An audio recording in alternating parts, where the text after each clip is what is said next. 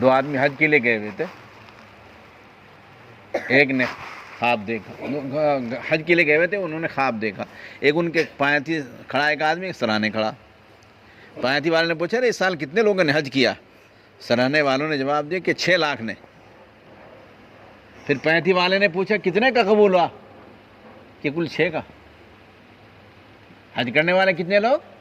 6 لاکھ، اور قبول کتنے کا ہو رہا؟ کل 6 کا، 6 کا قبول۔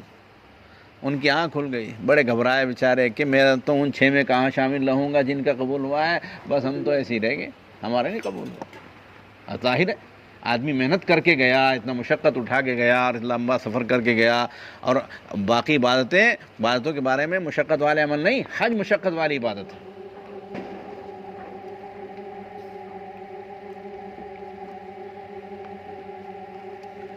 تو وہ بیچارے پریشان، پھر تھوڑی دیر کے بعد انہیں نیند آ گئی، پھر وہ خواب دیکھ رہے ہیں، ایک پینتی کھڑا ایک سرانے کھڑا۔ پینتی والا پوچھا رہے کتنوں نے حج کیا؟ کہ 6 لاکھ نے۔ کتنوں کا قبول ہوا؟ کہ 6 کا۔ اس نے مجھے باقی کا کیا ہوا؟ باقی کا کیا ہوا؟ تو سرانے والے نے جواب کہ اللہ نے فضل فرمایا، ان 6 کی برکت سے پوروں کا قبول ہو گیا ہے۔ ہو سکتا ہے ہماری اس جماعت میں کوئی اللہ کا نیک بندہ جس کی برکت سے سبھی کے اللہ سبحانہ وتعالیٰ سننے کو قبول فرما لے، سبھی کی تراویح کو اللہ قبول فرما لے۔ ہمارے نبی صلی اللہ علیہ وسلم نے اس میں 4 چیزوں کے زیادہ کرنے کا حکم دیا ہمیں، کریں گے انشاءاللہ، بتاؤں ہمارے ہی کام کی ہیں۔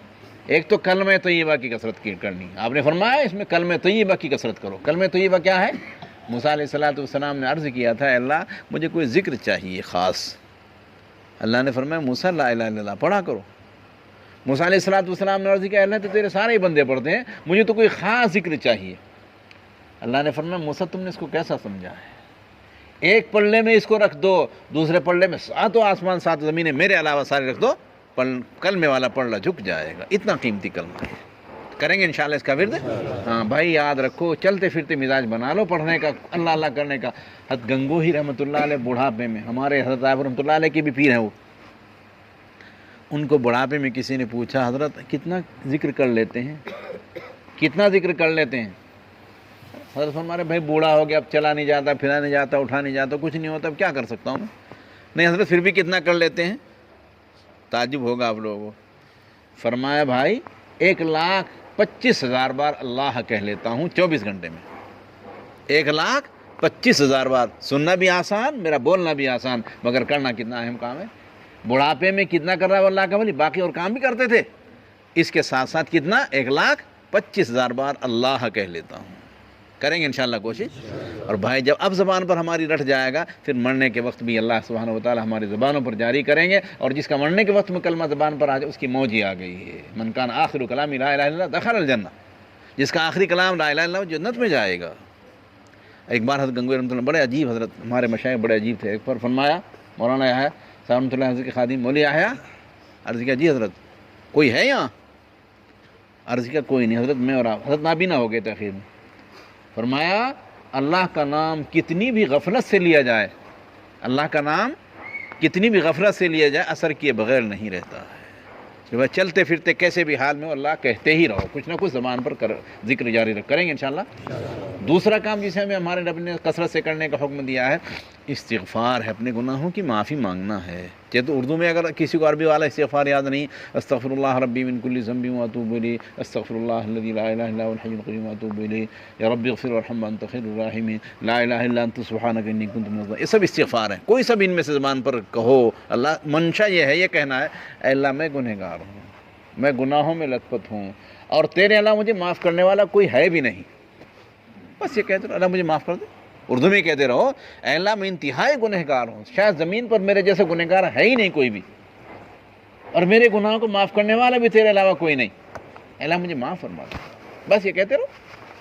اور اگر یہ عربی کا جملہ ہے، اس کا مطلب یہ ہے استغفر اللہ الذی لا الہ الا هو الحی القیوم واتوب الیہ، لا الہ الا انت سبحانک انی کنت من الظالمین، ربنا ظلمنا انفسنا وان لم تغفر لنا وترحمنا۔ یہ سارے جو یہی ہیں استغفار ہیں، کوئی سب جمع کریں گے انشاءاللہ۔ اللہ مجھے بھی توفیق عطا فرمائے۔ خاص وقت میں توبہ بھی کرو، کسی وقت میں تڑک میں آ کر، اس وقت تھوڑا سا اپنی سحری کا وقت ہے تو سحری جلدی کھا لو۔ ہمارے شیخ سردار فرید احمد برکات فرمایا کرتے ہیں، لوگ تو کہتے ہیں ارے بھائی جلدی نماز پڑھو، اطمینان سے کھانا کھائیں گے۔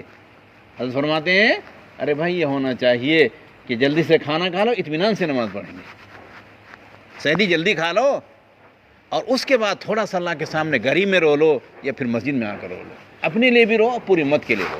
پوری امت کہاں جا رہی ہے اس کا ہمیں فکر کرنا ہے، ہم یہاں بیٹھے فکر کریں گے، اللہ ہمیں اس فکر پر ثواب عطا فرمائیں گے انشاءاللہ۔ حضرت مولانا الیاس صاحب رحمۃ اللہ نے وہاں بنگلے والی مسجد میں فکر کیا، ساری دنیا میں آپ کا فکر گونج رہا ہے، ساری دنیا میں گونج رہا ہے، ساری دنیا میں، اللہ ہمیں بھی اس فکر میں شامل فرما لے۔ تو دوسرے کام استغفار، تیسرا کام جنت کا طلب، جنت کو اللہ سے مانگے، اللہ ہمیں جنت عطا فرمائے۔ کیسی جنت ہے؟ نیند تو نہیں آ رہی آپ لوگوں کو؟ آ رہی؟ کچھ شاید ادھر کے لوگ ہیں مٹھائی کی زیادہ انتظار ہے۔ اللہ سبحانہ تو جنت بنائی تو جبریل علیہ السلام کو بھیجا، جب جبریل جنت دیکھ کے آؤ کیسی ہے، جنت دیکھ کے آئے، پوچھا اللہ نے اے جبریل کیسا پایا جنت کو؟ اور اس کے اللہ ایسی خوبصورت ہے، ایسی جگہ ہے جنت، کوئی جنت میں جائے بغیر رہے گا نہیں، ساری دنیا جنت میں جائے گی۔ اللہ نے پھر اس کو مشقتوں سے ڈھانپ دیا، جنت کو پریشانی اس کے سامنے کر دی، دوبارہ بھی جبریل کو دیکھ کے آؤ، دیکھ کے آؤ، جبریل دیکھ کے آئے، عرض کیا اللہ تو ایسا لگتا ہے کیونکہ جنت میں جائے گا ہی نہیں۔ جنت میں جانے کے لیے مشقتیں برداشت کرنی ہے بھائی، اللہ ہمیں مشقتیں برداشت کرنے کی توفیق عطا فرمائے، اسی کی توفیق سے ہوتا ہے بھائی، اللہ سے توفیق مانگو، جب سمجھ میں بات آ رہی ہے اس کو دل میں اللہ سے مانگو، اللہ ہمیں اس پر عمل کی توفیق عطا فرما دے۔ ایک باندی کے واقعہ فضائل اعمال میں لکھا ہے، بیچاری رات میں اٹھ کر اللہ کے سامنے روتی تھی، گڑ گڑاتی، اس کا آقا سوتا رہتا تھا، ایک رات میں وہ کہہ رہی ہے اللہ میری اس محبت کی قسم، تیری اس محبت کی قسم جو تجھ کو مجھ سے ہے، تیری اس محبت کی قسم جو تجھ کو مجھ سے ہے، یعنی اللہ کی محبت کے واسطے تیری، اللہ کو کہا مجھ سے محبت، وہ کہہ رہی باندی کہہ رہی ہے اللہ جو محبت تجھ کو مجھ سے ہے، تجھ کو مجھ سے، اس محبت کے صدقے مجھے معاف کر دے۔ وہ لقمہ دے رہا ہے، سو رہا ہے، پڑا آقا ہوا، ایسے کیوں کہہ رہی؟ تو یہ کیا پتہ اللہ کو تجھ سے محبت ہے کہ نہیں؟ ہاں یہ کہہ سکتی ہے تو اللہ میری محبت کے صدقے جو مجھ کو تجھ سے، تجھے اپنی محبت کو بتایا کہ تجھے اللہ سے محبت ہے، لیکن اللہ کی محبت ہے تجھے کیا پتہ؟